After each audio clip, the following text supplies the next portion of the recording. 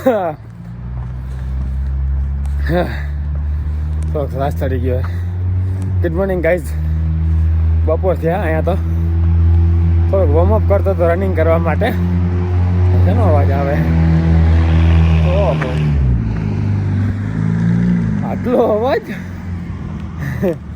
કઈ સ્પોર્ટ્સ ગાડી? રોજે રોજ આપણે યાર આવું થઈએ ગાઈઝ.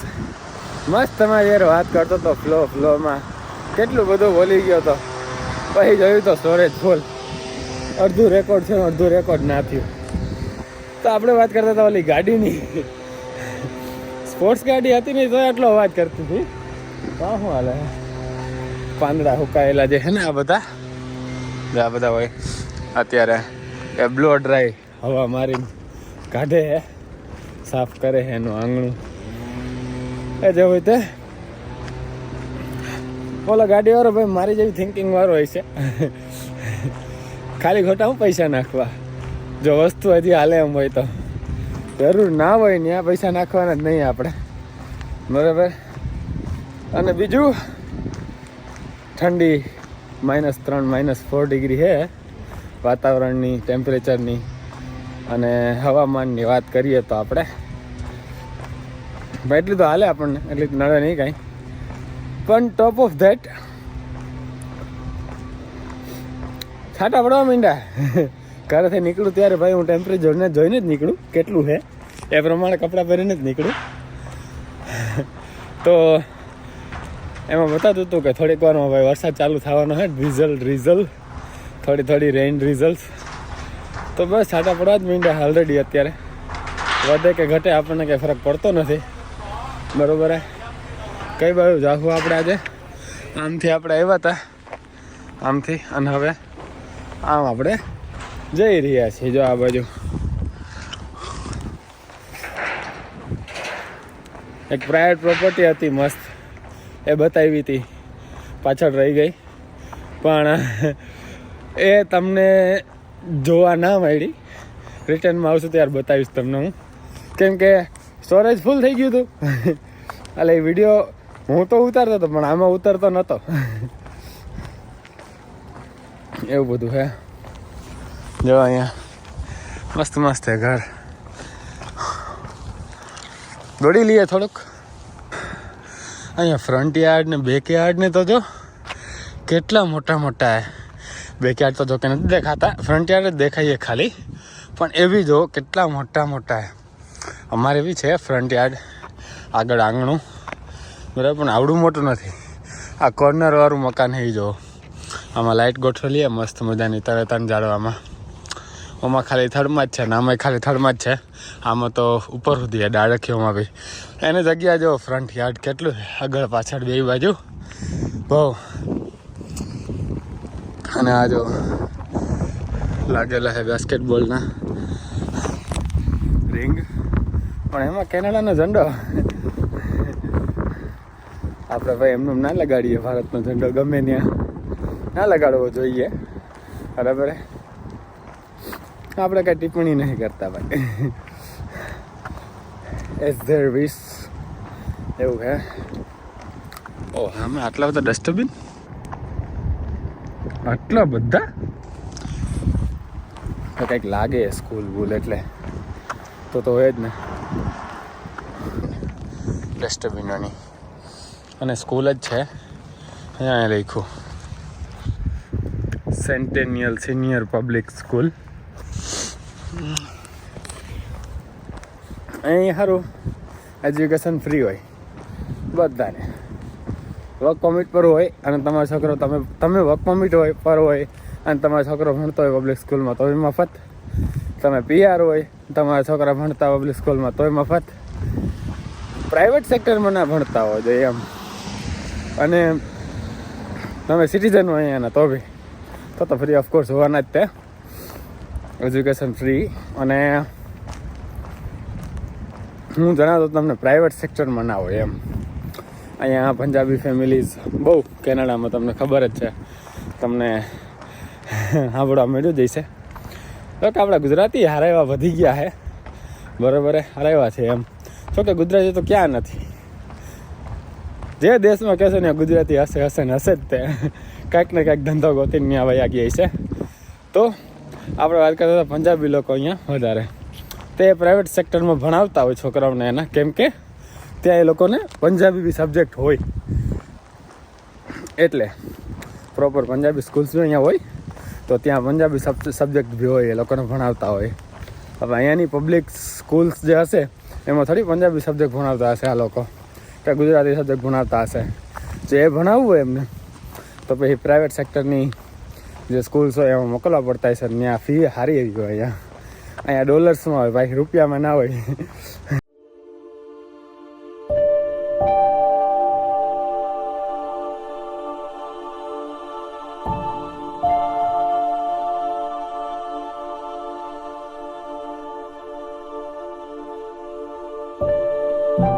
તો ગાઈસ હું આની વાત કરતો હતો, લખ્યું હે પ્રાઇવેટ પ્રોપર્ટી નો ટ્રેસપાસિંગ, બરાબર, ફાયર રૂટ.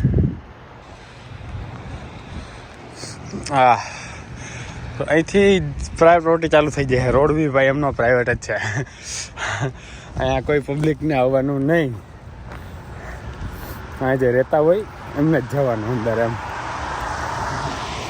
ભાઈ ઓર્ડર બોર્ડર દેવા જાવ જવાનું, એમણે કંઈક ઝોમેટોનો ઓર્ડર કર્યો હોય તો દેવા જવું જ પડે. અહીંયા ઝોમેટો ના આવે ભાઈ, તો હવે સ્કીપ ધ ડિસીસ ને ઉબર ઇટ્સ ને ડોરડેશ ને એવું બધું હોય. જો ગાઈઝ આ આપણો ગેજ પાર્ક, અને તમને ખબર છે મેં વિડીયોમાં બતાવેલું અહીંયા લાઇટો બધી ગોઠવેલી હતી ઝાડવામાં, જો બધી કાઢી દેવામાં આવી છે કેમ કે સ્પ્રિંગ અને સમર આવી રહ્યો છે. અહીંયા બી બધી નીકળી ગઈ છે. અહીંયા બ્રેમ્પટન તો ચલો ચમક હોય તો ચમકશે, બાકી બધું કાઢી નાખીએ, લાઇટિંગ બાઇટિંગ બધું. અને અત્યારે જો કામ ચાલુ જ છે અહીંયા, હા ભાઈ કાઢે છે જો, એટલે કામ ચાલી રહ્યું છે. બધી લાઇટિંગ બાઇટિંગ બધું કાઢવાનું, બરાબર. અહીંયા તો પોલ નહીં કલર થઈ રહ્યો છે વરસાદમાં, કલર કરે ખબર નહીં અહીંયા ઉપર. હા, તો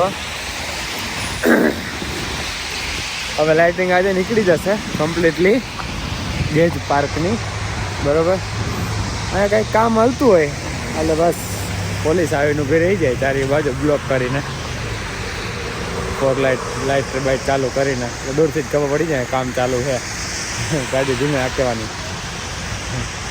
અને આપણે નીકળી ગયા જોબ માટે. તમને એમ લાગતો હોય કે હું હજી રનિંગ કરું છું, ના જેકેટ કેમ ઓતિકદાનું બદલી ગયું, રનિંગ કરે છે તો એમ હેલો બેલો આવી ગયો, પણ ના, આપણે રનિંગ કરીને ઘરે પહોંચી ગયા હતા અને વોટ્સએપ પી લીધો છે અને હવે નીકળી ગયા જોબ માટે.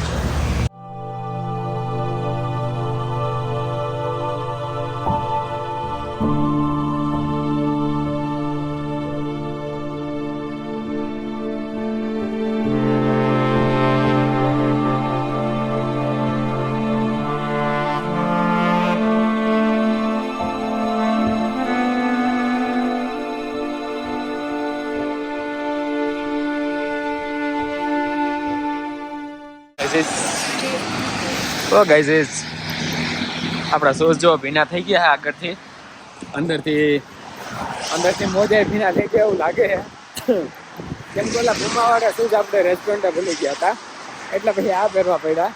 ખબર તો હતી મને આ બ્રીથેબલ છે, આગળનું જે ઉપરની જાટલી હોય ને એ હાવ એટલે હાવ વાંચી છે, કેમ કે રનિંગ શૂઝ છે ને એટલે બ્રીથેબલ હોય એમ, તો પગને આમ હવા ઉજાસ મળી રહે એમ એવા હોય એમ, એટલે તો એ પહેરીને જ આવવું પડ્યું. વરસાદ બંધ થતો નથી, ઝરમર આવ્યા જ રાખે. તમને દેખાતો નહીં હોય બહુ, તો ફોન આપણો ભીનો થઈ ગયો થોડો અમે જે વરસાદ પડે એટલે હું પાછલા કેમેરાથી શૂટ કરું, એટલે આગળથી સ્ક્રીન આખા કે ભીની થઈ ગઈ. ઘરે ખાવાનું બની રહ્યું હતું, કોબી બટેકાનું શાક આપણે મેન્યુમાં એ છે, અને દાળ બી છે, ભાત બી છે, રોટલી બી છે. એ લોકો બપોર ખાઈ લેશે, હું સાંજે જઈને ખાઈશ. એ લોકોનો ઉપવાસ છે, હનુમાન જયંતિ એનો ઉપવાસ રાખ્યો એ લોકોએ.